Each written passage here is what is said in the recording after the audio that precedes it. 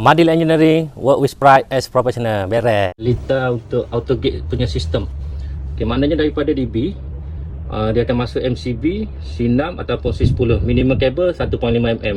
Untuk live, 1 orang, neutral sorak, leading sorak. Maknanya 3 orang daripada DB masuk ke transformer dulu. Okay, tubik transformer pergi ke 12-12. Okay, lepas tu dekat bahagian motor pula ada motor A, motor B.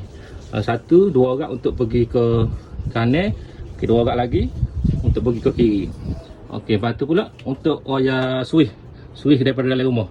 Okey, jadi 3 orang daripada dalam rumah pergi ke switch, lepas tu pergi ke auto gate untuk buka sebelah auto gate, push button, dan untuk sebelah lagi dua-dua belah pagar.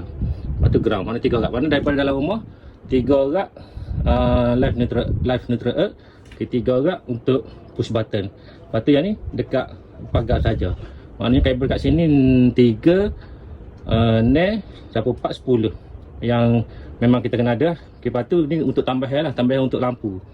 Okey, maknanya pergi ke ni switch dalam rumah untuk on lampu.